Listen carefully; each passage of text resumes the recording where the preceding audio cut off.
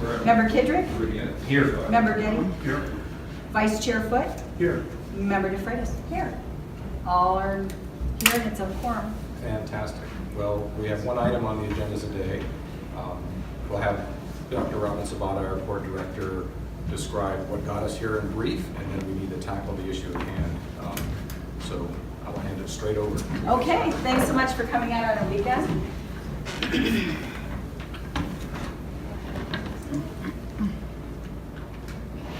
So I just want to make sure that everybody did receive all of the proposals from the prospective bidders. This is an interim proposal that was put out by the Department of Transportation. As many of you know, there was an order that was issued after we lost service with Great Lakes Airlines. The order was issued to have an immediate emergency request for proposals for replacement service. It actually was in the same proposal as a proposal with Page. And embedded within this document on page 3 was a requirement that if carriers are interested in both interim and long-term service, they should submit additional proposals. So this is what's been accomplished through this process, is that it did close earlier this week and we received the 3 proposals. So everybody should have one from Advanced Air, one from Boutique, and one from Mokulele. Okay? So we're going to go ahead and I created a summary document. Now, because of the fact that this summary document is kind of hard to see from the back, what I can do is I can go over this, and if anybody would like to approach and take a look at it, I'd like to encourage you to do so that you can see the measures that were explored. During the week, we did contact members of industry. We did contact the CEOs of the airlines so that we could get feedback from them on specific questions so that we could compare apples to apples between all of the carriers. We also worked with the Department of Transportation and received their guidance that the proposals were indeed met the standards and that we could move forward with selection. This is only for the interim air service. And it was determined that essentially the point of this is that this carrier that's going to step in will essentially fulfill the remainder of the term of the original Great Lakes contract. So this will be for a 12-month period. There was a discussion at one point that it might be 8 months. But in fairness to all carriers that are bidding for the next round, they want to give them enough time to be able to come in. So therefore, this is going to be a 12-month contract that we're looking at, and that's it. There is still a second proposal out there for long-term service in Prescott, so some might have some confusion with that. I just want to make sure. That proposal is actually, that RFP is due for that particular opportunity on July 2nd. And it actually was originally told to us July 3rd, but it's been corrected to July 2nd. Okay. So these are the options. I'd like to go over them. Boutique actually submitted 2 options, but they also, within those options, offered us choice of platform. Under EAS, the community is actually entitled to twin engine service, but many communities across the country have opted for single engine service. So the Pilates, for example, which is being mentioned here, just to give you an idea, it is currently being operated by Great Lakes at the following locations. Boutique, I'm sorry. By Boutique Airlines at the following locations. Silver City, Show Low, Albuquerque, Phoenix, Denver, Cortez, Alamosa, Minneapolis, Nashville, Baltimore, Los Angeles, Oakland, Atlanta, and Dallas. So there you can see that it's actively being used right now. This particular bidder, Boutique Air, has actually done 75,000 flights right now with the Pilates, and that's an average of about 110 flights are being operated with that platform every day under Essential Air Service. So it is used quite a bit. So if we look at this, they offered a King Air or Pilates with the option 1, and option 1 refers to the total number of flights that are being offered. So in the proposal, the location of the flights and daily frequency are listed in this column. And in the option 1 for Boutique Air, we're looking at 2 or 4 round trips per day, except Saturday and Sunday it would be 1, or it would be half that, 2 round trips per day to LAX. And then it would also be Phoenix 2 a day.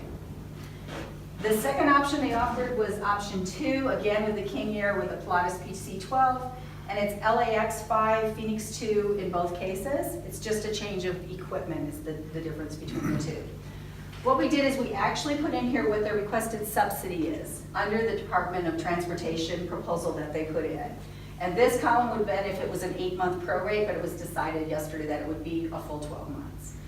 The airline estimated fare that they put in is in here, although all of them said they would have promotional fares, somewhere in the range of $40 to $50 for Phoenix, and somewhere in the range of $70 to $90 for LA as some promotional fares or fares that'll be available in the future. This is the number of seats, passenger seats on board the aircraft. This is the total number of weekly passengers that will be flown in that type of aircraft with that many flights. The proposed service start, so everybody can see, it ranged between 7 days with one of the bidder up to a maximum of 6 weeks, but in further clarification, everybody said they could start in May at some point. This is of course contingent upon the Department of Transportation's final decision. They make the decision, the community only makes a recommendation. Over here it indicates whether or not the aircraft is pressurized. And you can see all aircraft that were bid were pressurized, except the Caravan. That's right here, the Caravan that's being proposed by Mokulele. All of them have lavatories inside the aircraft. This is their self-report of their flight completion, which looks at cancellations only, not the on-time arrival, but the cancellation. This is whether or not they have an interline agreement. What that means is if they agree to have your bags go from one carrier to another. This is whether or not there's a code share. That's an elevated or a step-up relationship where there may be joint marketing agreements. It also is where you can book a ticket on the other entity's website. So we added that in as a factor for consideration. Yes? On the weekends, you go from 4 to 2 to LAX. What about Phoenix? Does that stay at 2 or does that go to 1? Right now it's bid for a grand total of 36 flights, and those where they're going to do in Phoenix, right now it could be 2 or 1 on the weekend. If they do exceed, like they provide more than that service, they choose to do weekends, they don't get the subsidy for it, so this is the maximum subsidy that they're choosing to bid. Okay, so we mentioned the first bidder was Boutique Air with 2 options, but 2 different aircraft within those options. The second bidder was Advanced Air. Advanced Air gave 2 bids. This bid was to go into the LA area, but it was not into LAX specifically. It was into Hawthorne Airport. For those of you that are not familiar, Hawthorne is a general aviation airport that's located outside, about a 10, 15, maybe 20-minute drive depending on travel. Their proposal included an offer of free limo service to LAX. Now, according to Essential Air Service, did you have a question about that, Steve? So according to Essential Air Service rules, the flights are actually supposed to go into a medium or a large hub airport, and that is actually our desire as a community as well. So going into Hawthorne was not as preferable as what we would hope to have in a bidder. They also indicated when they go into Phoenix, because the first bid was just round trip Prescott to Hawthorne and back. The second one was the Phoenix option added in, and they said they would not go into a terminal at Phoenix, they would be going, into an FBO. That would be on the south side of the airport again, limo to the curb. Because of that, that's not our optimal scenario, but of course we want to consider it because eventually they would like to move into a regular terminal environment, and they said they're having conversations with airports to get that permission to get into the terminal space. Mokulele bid 1 LAX round trip and 2 Phoenix round trips. So we looked at them because they are going into existing terminals. And so as we looked at that, the concern we would have is if you look at what Great Lakes bid down here, which was 720 total passengers a week based on 2 30-seat aircraft, we would be dropping down to much lower amounts with the second and the third bidder. You can see we can have higher numbers of total passengers accommodated with the initial, the boutique bid. Excuse me. So when we get to the end of the same chart, you can see that interestingly, a lot of the the non-cancellation rates are pretty comparable. Advance said that they have never canceled a flight in the history of their operations, which wow, that's a self-report. We were not able to confirm that, but that's their report. And again, interestingly, in 2017, Great Lakes had a pretty good non-cancellation rate, but we cannot say the same for their on-time performance. I was not able to complete an on-time analysis before this meeting. Most of them run in high 80s to low 90s. That's pretty common. But we hope to have better performances, with all carriers if they come in than we had with Great Lakes. The interline agreement with Boutique, they do not have United Airline, or they have an interline agreement now for United. They do not have a code share, but our understanding is a code share is about to be announced within the month. They would go into Terminal 2 at Phoenix, and United is at Terminal 2. The word is, because I've called Sky Harbor to ask them, the consultant, and they said that once Terminal 3 is completed, which is mid to end 2019, all the carriers in 2 will all go to 3, and I have confirmed that it is their intent to demolish Terminal 2, not mothball it, but demolish it. So what that means is, when you go into Phoenix, it's going to be down to just 2 terminals you go to. My understanding is the regional carriers will actually go into the south concourse of Terminal 3 by the end of next year, and there is supposed to be a sterile-to-sterile area to go to the north concourse. So if they're in the south concourse, you'll still be able to stay behind. That's the plan right now. I'm on a regional asset, a community asset management team for the city of Phoenix, and I've been telling them about how when we come in with regional aircraft, we want to be able to have sterile interconnectivity with other carriers, and it seems like they're listening, so that's good news. In terms of the second bidder, they are just going into FBOs. They have no interline agreements and no code share. According to Mokulele, they have an Alaska interline agreement, and they're seeking within the next 60 days to go with an all Nippon Airways interline agreement, but at this point there is no announced code share that they have. All of them are supposed to be accessible through the OTAs, the online travel agencies of the major scheduling entities, so you should be able to do that as well as get them through their individual websites. Any discussion of times, Robbie? Yes. Early morning? Yes, as a matter of fact, specifically, the only carrier that gave us times was Mokulele. Because the others have more frequency, I should say Boutique has such vast frequency, we didn't get all the times. Yeah, I guess my question relates to, a lot of flights out of Phoenix are, they're taking off at 6:30 or whatever a.m. If you're gonna link from here to there and get out on time, are they gonna be starting that early here in the dark? Well, it's a good question. Right now, this is what Mokulele has bid, because they did so few flights, they gave us the exact times of those flights. So you can see that when a depart press hit for Phoenix, it would be an early morning flight, and then they would be coming back from Phoenix at 7:30 to 8:12. That would be the return from Phoenix. They also would be going to Phoenix at 4 p.m. in the afternoon, arriving at 4:42. And then their plan would be coming back from Phoenix at 5:10 to 5:52, which actually sounded pretty good for our passengers. The concern we had as we did the analysis was if we look at the Los Angeles flight, it leaves here at 8:40, arrives in LAX at 10:45, and it immediately does a turnaround and comes back to Phoenix at 11:35 to 1:40, which means you're basically committed to an overnight. There's no way to conduct business without staying overnight. We have a lot of passengers who would like to be able to go there, engage in their commerce, and come back. So we're concerned about just one flight a day to LA, and God forbid, what if that is canceled? So we really wanted to take into consideration what they had to offer, but we were really concerned with just one flight a day that it wasn't going to meet the needs of the community. Any discussion of single pilot versus dual pilot? Is anybody operating single pilot, or are they all? The plan is the dual pilots with every operation, but because it's a 9-seater under aircraft, they don't have the same ATP requirements of the Right. larger aircraft. Are they operating in Part 135 or 121? When you're operating at 9 or fewer seats, you're operating as a Part 135 carrier. Once you're above that, you're a Part 121. Okay, so back to this.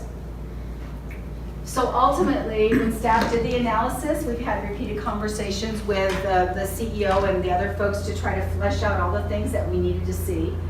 One of the things that we would have to agree if we indeed decided to go with a Pilatus PC-12 is because the statute does state under EAS requirements that the community is entitled to a twin, that we would be willing to go with a single engine aircraft. So I specifically asked the carrier to produce statistics or facts to tell us how safe having a single engine aircraft would be.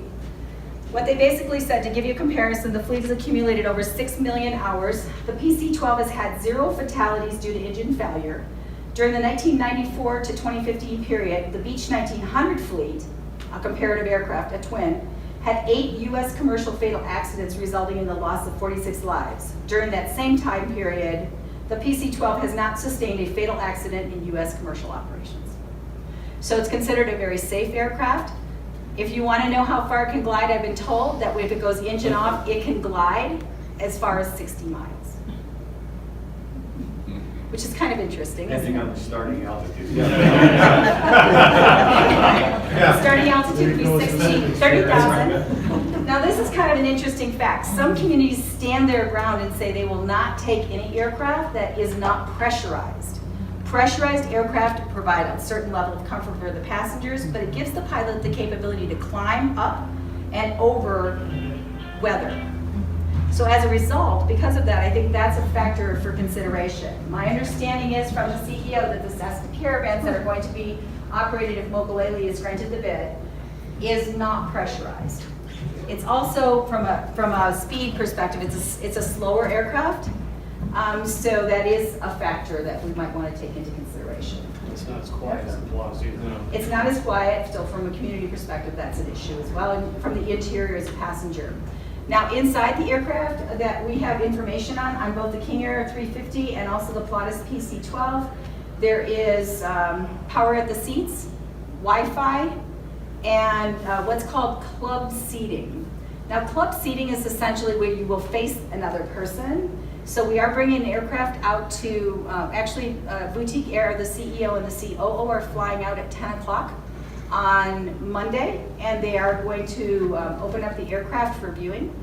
So if people want to kind of see what that's like, it's actually a pretty impressive aircraft. The King Air is coming in with Advanced Air. They're coming in at 12:30 at the terminal building, and so they are also going to allow folks to take a look at those aircraft and see how they feel about them, okay? So ultimately, this is how we did our analysis at the end. Staff has reviewed all of the options and all of the bids. We understand that the current essential air service amount given to communities averages out to be about $2.5 million per year. There are plenty of communities that are in the 300,000 range. 400,000 is more unusual. 500,000 is quite unusual. I misspoke. I'm sorry. 2.5 million versus 3 million is more common. 4 million is a little less common, but still out there. 5 million is quite unusual. You can see over here the subsidy for 1 year at 5 million and 6 million. That's really at the top end of subsidies unless you're in Alaska or a Hawaiian airport. As a result, the DOT would be disinclined to support bids in the $5 and the $6 million range. They have not committed to what they'll do, and they could choose at any point to commit to what they want to do. But this is still within the range of possibility to go the $4.3 million. To give you a frame of reference, the subsidy for Great Lakes for 1 year was about $2.8 million. So this is a huge jump up. But in our discussions with DOT, we're open to request any option that we wish. But you can bet if we get into these $5 and $6 million options, it is going to be a real hard sell. Because we want the best for the community, staff is going to recommend Boutique Air Option 1, the Pilatus PC-12, to bring it into the approximately 4.366 million range, so that would be within the possible range of acceptance with the Department of Transportation. And you can see that if you want to look across the board, that would provide the community with 36 round-trip flights a week, with ample service into LA, which does emulate what we were doing to a great deal with Great Lakes Airlines. So with that, I'd like to go ahead and just ask if anybody would like any clarification of the options that we have up here. Well, do you have an estimate on how many travelers, air travelers historically have connected through onto other flights versus just getting off? Because connecting through a terminal versus just getting off and going off into LA from Hawthorne or into Phoenix through an FBO is one thing, but then if you want to connect with your bags and get another flight, you're outside of security, you have to go through the polling process again. Right. So, In terms of statistics that I can present today, no, I don't have those. We can probably work together with the Great Lakes former staff and see whether or not we can get that. Our suspicion is the majority of people going into LA are O&D, versus transfer passengers will probably be the case in Phoenix. right. Yeah, that's our understanding. We had quite a few connected in the LAX too. Okay, so would you say it's about 40%, 30%, 50%? 30%? About 30%? Now, you our say- understanding is that Boutique is going to go into Terminal 6. Yeah, that's good. If they co-share with United, United would be an 8. Yeah, that's still good. Right now, United is gate locked at 8. They just don't have enough space to put more folks in at 8, but they are negotiating right now for the rights for 9. So they would be right next door to each other if they expand. And then at that point, then maybe additional regional partners could co-locate there. With regard to Sky Harbor, like I mentioned, they'll go into 2 for And now, 6 and then is- 3 by the end of next year. Alaska's in 6. American has some gates in 6. 6 is a good terminal to go into. Okay. So Robin, according to both Advanced and Boutique's estimates, Yeah. their expenses, it shows a net profit of 5% for each of them, each airline. Mhm. How does the fluctuation in costs come into play with fuel, maintenance, insurance? If those get adjusted and that 5% is decreased, do we have any potential downside to similar to like the Great Lakes situation that they can't provide service? The biggest concern that we ran into, as far as Great Lakes was concerned, is they ran into the low end of the pilot shortage. They were the bottom of the, if you will, the food chain on pilots. And as a result, you know, they could not staff the aircraft, could not fly the aircraft. In terms of the operations and maintenance costs, those are obviously a concern, and we did have those discussions with carriers.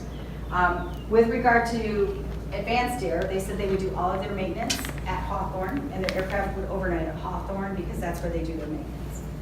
Mokulele didn't commit to where they would do their maintenance. We specifically had conversations with Boutique Air because we talked to a couple of airports about them, and we said, what could you say they could do to improve? And they said they did have some problems because of maintenance issues, because they had too few maintenance bases and they were operating off of contracts. The CEO informed me this week it is their intent to set up a maintenance base at Prescott.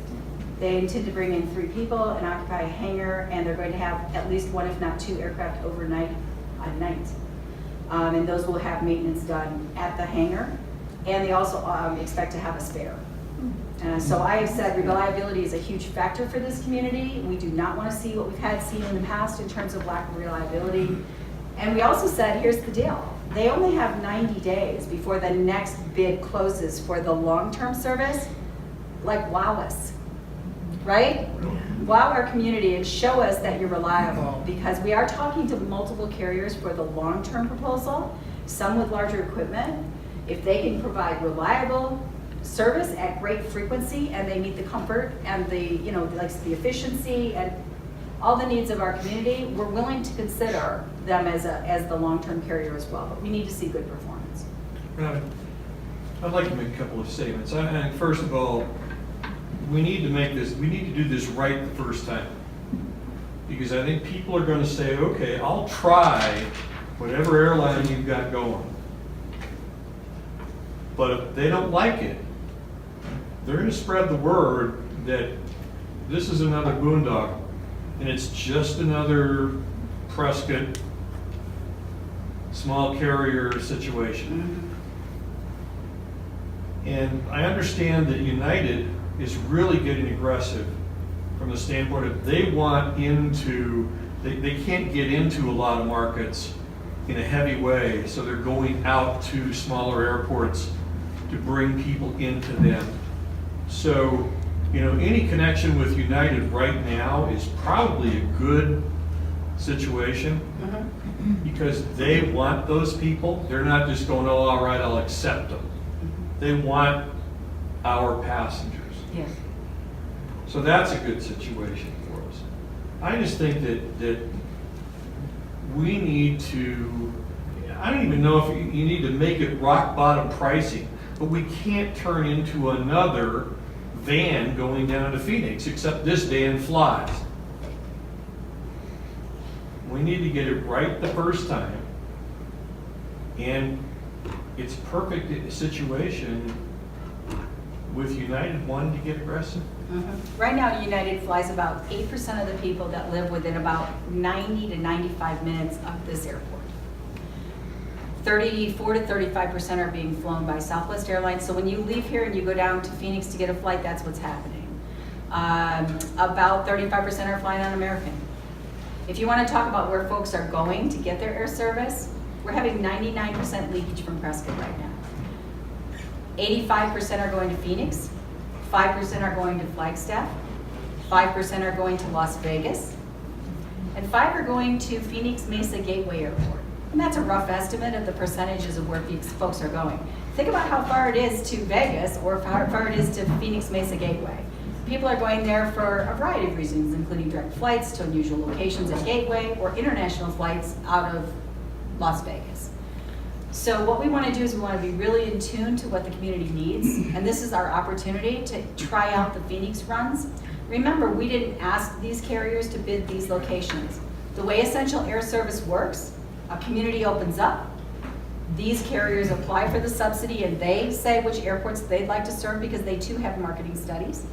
And as a result, they bid the areas that they'd like to, that they think they can be successful in. Does Page play into this since they're also bidding for Essential Air Service? Page is actually bidding permanently as opposed to us bidding in an interim scenario and then having a second simultaneous 2-year. By permanent, I mean 2 to 4 years, because the carrier can opt to bid for 2 or 4 years for subsidy, and the community up in Page is going to make their decision this week and then make the recommendation by Thursday. My understanding is it-ish for them to be able to determine which of the recommendations they'd like to make. Now, just to let you all know, the DOT, because they make the final decision, there have been communities that put in recommendations and they were not accepted. I can't tell you the percentage of time, but it's enough everybody knows it happens. But clearly, I believe we have a good sense of the direction that they're willing to go, as long as we're willing to be reasonable as a community. I just felt one flight a day to LA was not enough for our community. We would be going from 60 seats to 9 to LA, and that's just not enough. And certainly at the times they proposed just seemed to be not in in keeping with the needs. But all the airlines need to schedule crew and aircraft and maintenance, which may not be based in the same location, so it's a big chess game there, moving things around. So for some airlines, this is a difficult location to serve efficiently, and for others, it fits very well. So it seems like boutique because they can do the frequency because of the fact that they're going to be doing maintenance. It opens up the fact that, they can have spare here, they can, do a lot more. Now, what if DOT says, well, no, we're not going to get, the 4 million? Would they just say, cut the frequency? Is that how they would work it out? My sense is it's I love the going to be one of frequency. these bids, Yeah. as is, Oh, as really? presented. Because it's considered an interim bid, let's just do this. Okay, yeah. And then frankly, we have 90 days to evaluate the carrier, because I would posit that every one of these and probably another 3 to 4 more will be bidding the longer term opportunity. So, but this is our chance to perhaps try these out and see if they fit the needs and they're willing to perform at the level we expect. So our analysis today and a strong recommendation will have weight. Yeah. We're hearing from the community, Yes. hearing from experts. Do we send DOT a first choice and a second choice? No. Or- So if they decline our choice, do we resubmit, we reevaluate? And Generally, no. They just assign their selection. so, It's their choice. So if Well, they say no, then they would come back and say, we pick this is what one, we're they would doing. pick one for us, or? They will be picking the carrier. We will be making the recommendation of what the community wants. They opened it for hearing, for public. If they don't take ours, then they'll look at these other bidders and Right. pick one for us. In 20 years here, I've never seen them not pick what we gave them our preference. Never seen them go, no, it's this. But I mean, times change. The money's So pretty significant. It's a lot, they're It is asking for a lot of money. Yeah, it That's is. the only thing that worries me. So what we did, just to see how significant the money difference was, we actually had an individual line within Mokulele for the LA run, and it was roughly $900,000 for a round trip. So what we did is we equalized, we took this and went down by 1, took this one and went up by 2, just to see. The bids were within like $30,000. It was very, very, very close. But the difference between the bids clearly is that you have only 3 flights being offered here and 6 being offered up here. So the financial difference is, in our opinion, what we should have as a community, because we were granted 720 seats per week originally. Yeah. I just can't see us going down to half that much, even though it's interim service. I think that would be a disservice to our community. And the chance of not achieving enclaimants. Right. To get to 10,000. Well, in my opinion, if we do a caravan, it will fail. Like I said, we got one chance, and we better get it right. And the caravan ate in. Well, no pressurization, that's kind of like having something. Summertime. Looking at their proposals, Boutique is quoting 20,000 in marketing, Advance is 50,000 in marketing. Mhm. Along the lines of what Steve's saying, with United being tied in here, can that, if it goes Boutique, can they up theirs a little bit, do you feel? And can Delta, can United maybe bolster that a little bit in order to attract some people and bring that number, to give that confidence? One of the things I cannot do is do a side deal or any sort of negotiation with the carrier for more or less that would tip our position. So unfortunately, that's something I cannot discuss with them. I can discuss safety, equipment, service levels, things like that. So one presumes they want to be successful because they're under the spotlight now to be able to determine whether or not we would even consider them for the long-term bid. If So- the selection is made though, once that part is over, can you then go back and say, hey, can you guys up the marketing dollars a little We bit? can do anything. Once- The thing once is, it's they have set. no obligation other than what they've offered in this contract. But they're gonna wanna succeed too, so you would think that somehow Yeah. they just need to make it enough that it's a real marketing plan and not just a few ads in the paper. Yeah, and I want to say something, every one of these entities could succeed. However, we just weighed all of the factors and felt that one appeared to have a better chance to succeed, both from the perception of the public and their service level needs, and also the success of the carrier. Of course, 50,000 probably would be needed because people would have to learn where Hawthorne is and what would that mean, and so they would have to actually invest in talking about a different airport, since folks aren't familiar with that.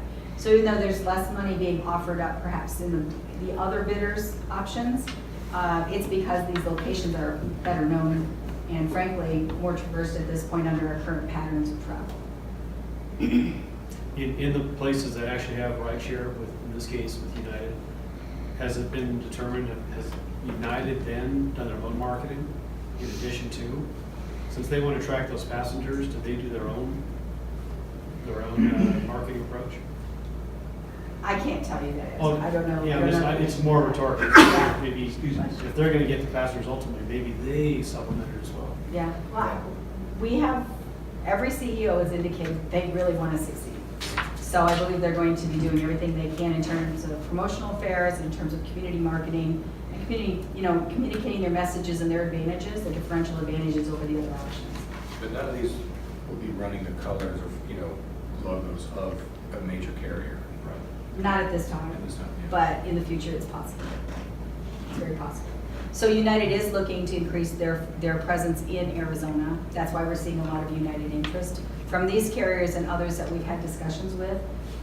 So we do see that's a United strategy or plan that they're moving forward with. Is Hawthorne a hub for them? No, not at all. No, They just go point to point? Hawthorne actually is just going to be a point-to-point, and it's essentially FBO. It's not United.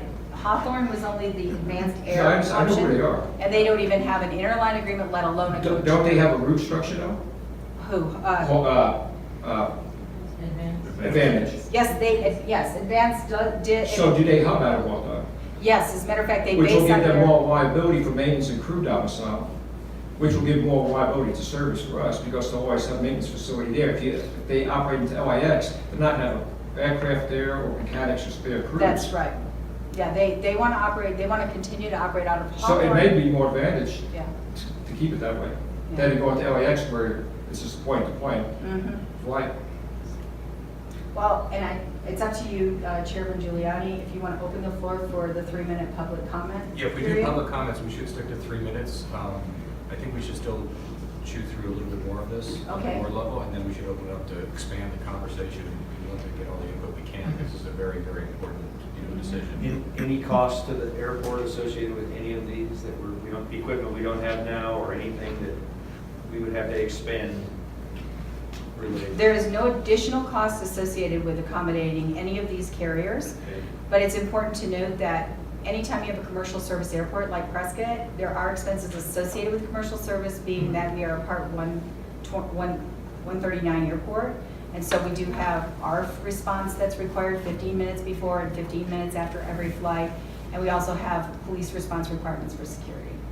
Those are the same that have been in effect for Great Lakes and for all the carriers that have operated for the past couple of decades. Sure. But that is considered an expensive, commercial service. Right. And just to clarify one thing, so Advance would not put any kind of maintenance on our field, only Boutique would, correct? Of the three proposals, the only CEO that would commit to doing overnights or maintenance on the field or having actual physical maintenance staff on site was Boutique. That's The others plus. said that they had other locations that they would use for And doing. Boutique currently operates out of Phoenix, so there's, if we're running flights there, now you have commonality of aircraft and crew, so if they have a spare there, it's here in 18 minutes. That's a bonus in my opinion. They had indicated they actually are in a position of having 3 spares even when they meet the requirements of our route. Now, you had asked a question about how Page fits into this. Could I go back and address that? Sure. Okay, so my understanding is when Page makes its decision later this week, one of the routes that they may have is if they pick, of course, they can pick anybody too, and then the DOT picks ultimately. If there is a route that would be Page to Denver, there is a possibility that one or more of these carriers may tie into Page, and then there would be a nonstop flight through that location and on to Denver. That is a possibility, and at least one of the CEOs mentioned that they were looking at that as a possibility. So that would mean the potential for not only LA and Phoenix service, but the potential, not an absolute, for Denver service through Page. Robin, in Phoenix, so Boutique is flying out of Phoenix right now. Is it just to Sholo, or is there anywhere else that they're flying? Cortez. Oh, and Cortez, out of Phoenix. So that also And I gives us believe that connectability. continues or connects to Denver. I'm not sure if the aircraft continues or not. Yeah. And of course, United would probably like to see that because they've got the hub at Denver. So obviously, United would want to support these flights because it would be feeding into their system. All right, well, I think we should open up to commentary and questions from the public. So if you'd like to ask a question or make a statement, please tell us who you are and where you're from. And if you could step up here because we are recording the meeting, so if you wouldn't mind stepping up, it's not too much. Or we could come to you if you feel like it would be more comfortable. Yes? Yeah, my name's John Johnson, Prescott Valley, 30-year airline pilot. I'm interested in aviation. My biggest question, and you touched on it very briefly, was about the pilot shortage. These 3 airlines or carriers are considered entry-level positions for pilots. And this is sort of what happened to Great Lakes as well as a lot of the other carriers. Have you gotten any assurances from these guys that they will fly the flight? They will make that flight? Oh, hey, we don't have a pilot? We actually ask that question of every single carrier. Okay. Do you have enough pilots? Do you have enough aircraft and enough aircraft spares and ample maintenance? So that Right. everyone have. That actually is my biggest concern, is that there's ongoing, even though you have Embry-Riddle right here, that should be a great, doorway for those guys to move on up.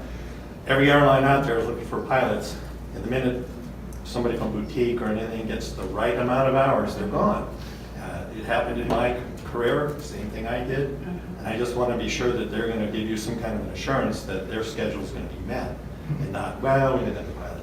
Yeah, well, each one were asked that question, and each one responded, yes, we do have enough pilots, and yes, we do have enough Okay. aircraft. We feel the same way. Now, realize that Mokulele actually does have an agreement with North Air on the airfield, and so we respect that relationship.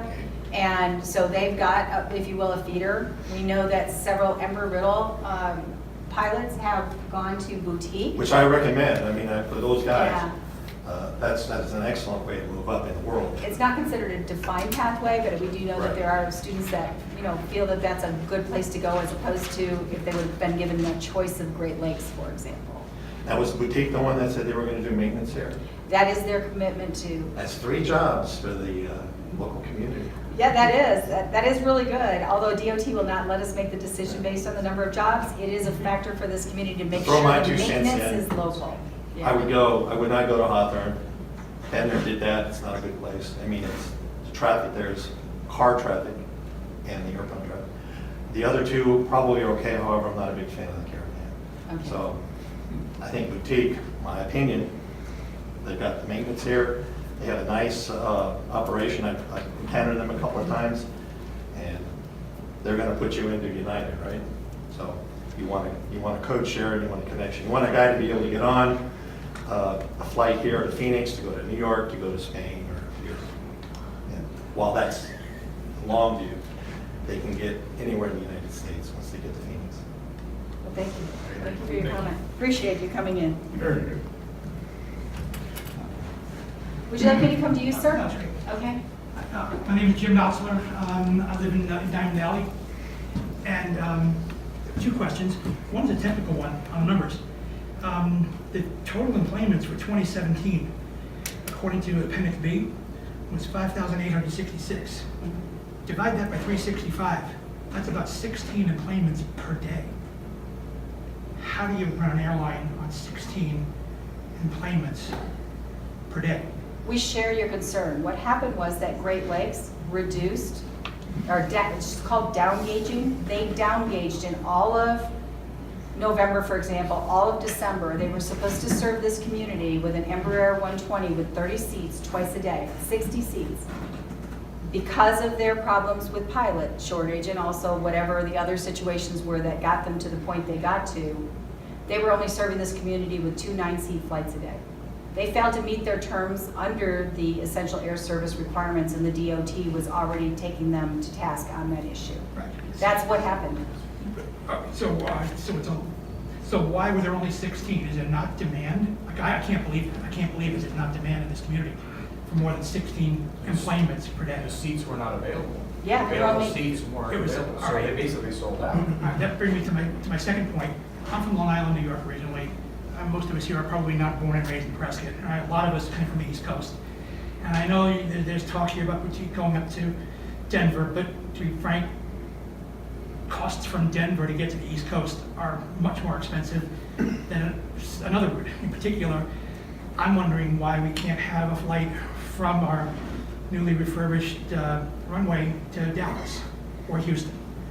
The Embraer, was it 135, 140, 145, has more than enough distance capacity, range capacity to make it there very safely.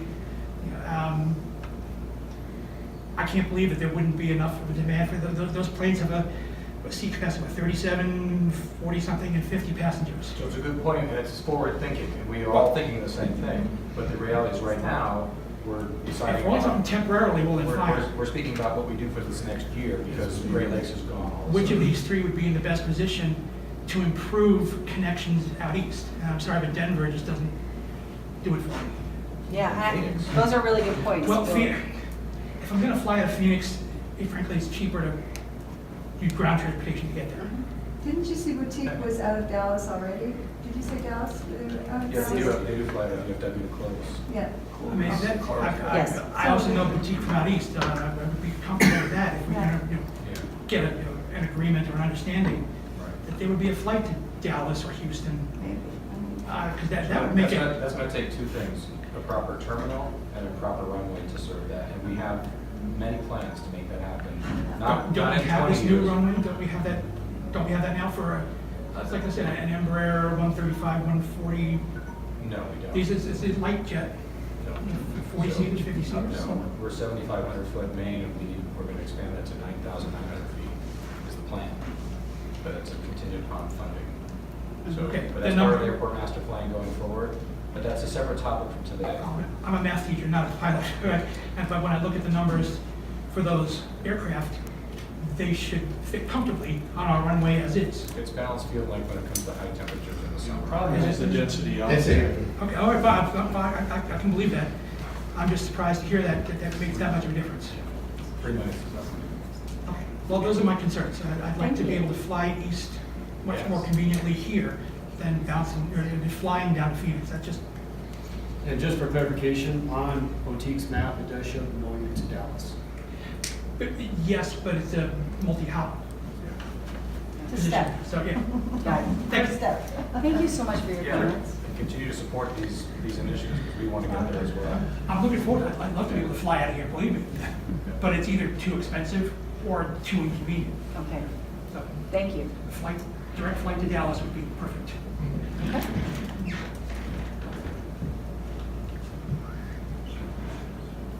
Any more questions or comments? There's got to be a lot of good thoughts out there. Which one? Yes, Me? Come on. Hi, my name's Maria Allison. I'm a retired United employee.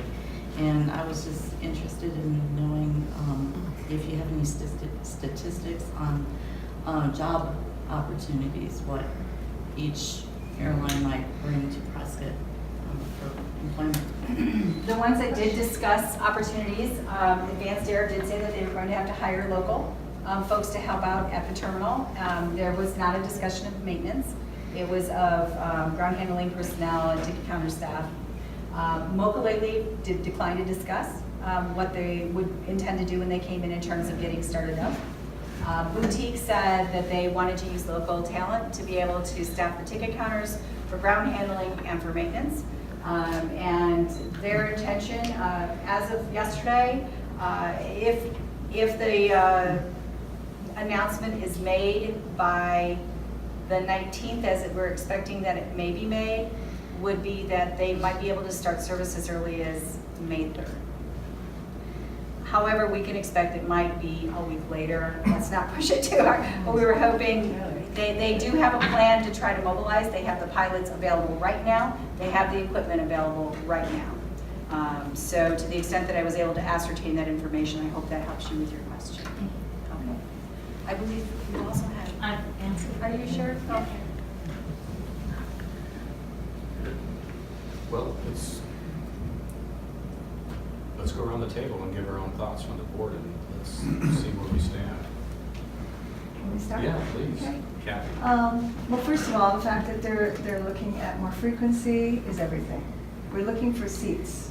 That's our short-term goal, but bigger, it's our long-term goal. Kathy speaks as a station manager here for all the airlines in the last couple of decades. I've been here for 20 Got years, degrees. 20 years, believe it or not.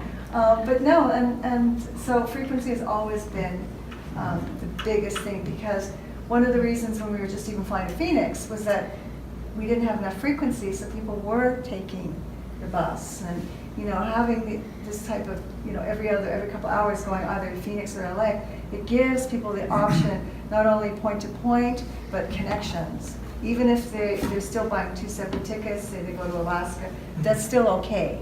They get inside the terminal and they go. So that's a big plus.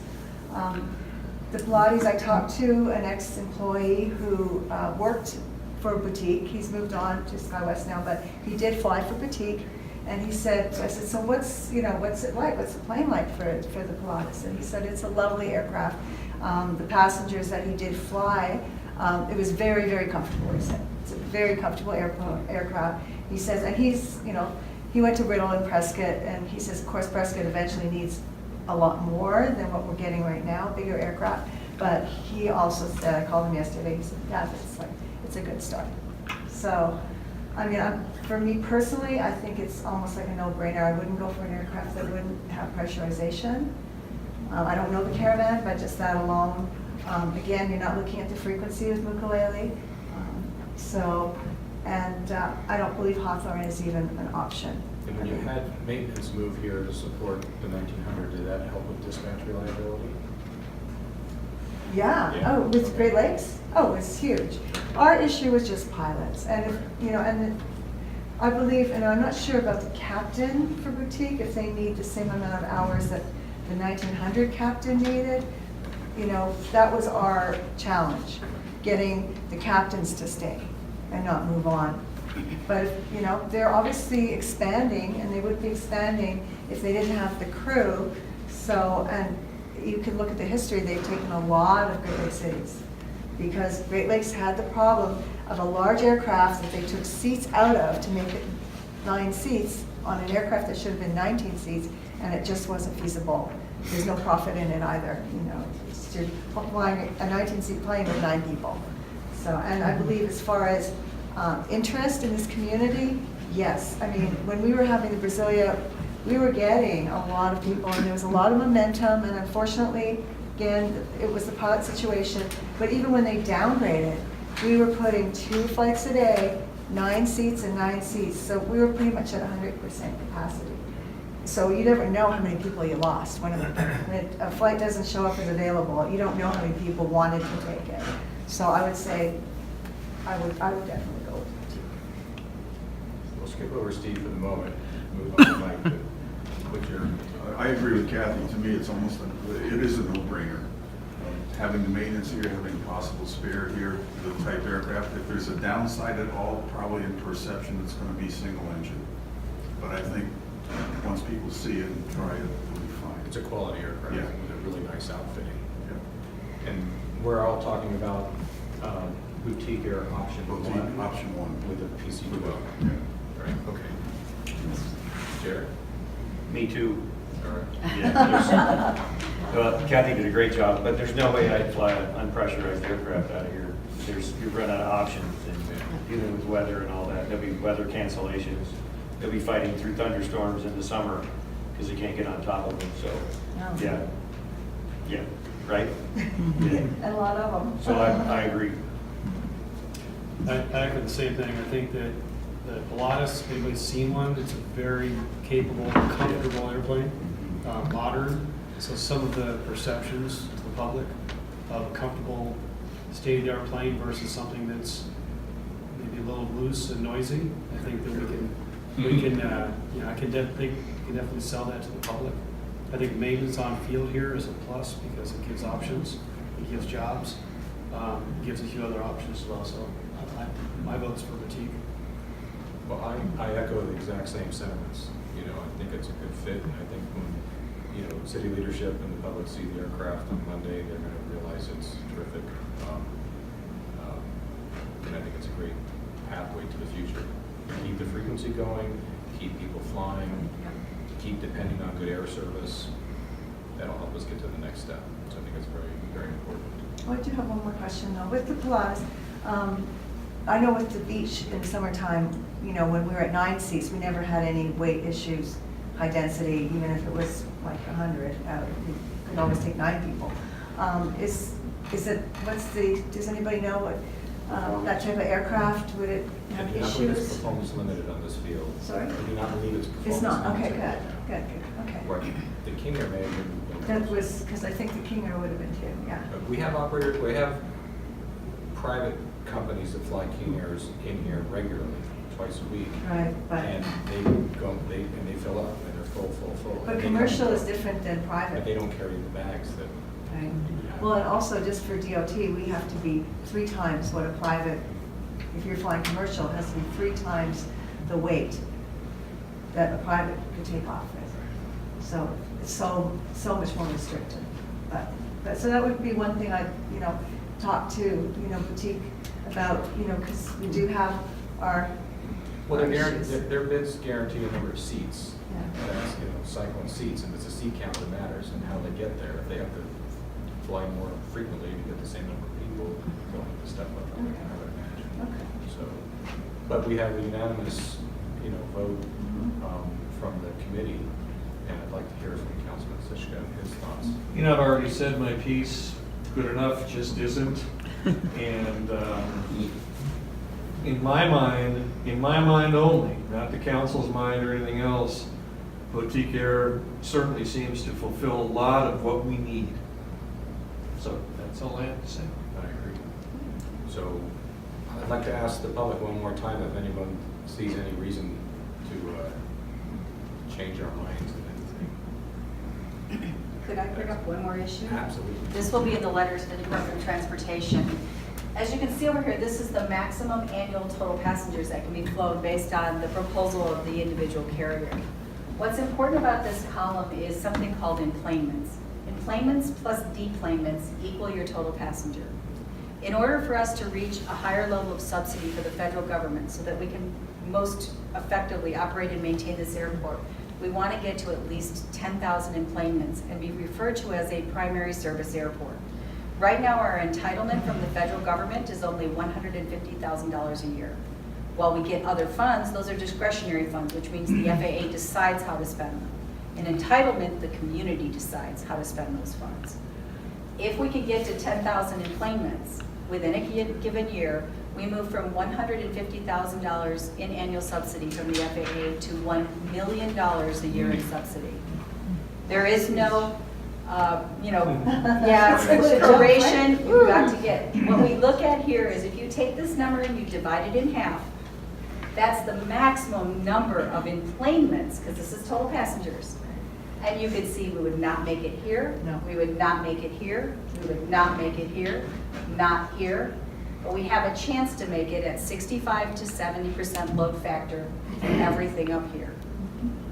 Let's give ourselves a chance to get $1 million a year so that we can best fund the airport this locally. So that is one additional factor with. No, absolutely. Okay. Huge. Again, it's part of that whole pathway to our growth and having excellent air service from this airfield and for the whole region, and getting regional jets and a nice terminal and all that. So, Thank you. well, the board will draft together and with our recommendation for the boutique air option 1 with the Polaris PC-12. Okay, so there's a motion on the floor? Absolutely. Understand the Nice. motion? One question before we do that. Are we concerned that option 1 goes to above 5 million? Am I reading that right? It's actually option 1 with the Pilatus PC-12, is that what I'm understanding? 4.36. Yeah. For Okay, that one. 4.366. I thought you meant the one above it, but yes. Okay. So we have a motion on the floor for I'll the, second. in a second, to adopt option 1 with the Pilatus PC-12 with boutique air. Is that motion on the floor? We have a second on that? Yep. All in favor? Aye. All opposed, same sign? The motion carries. Excellent. Thank you. Nice presentation.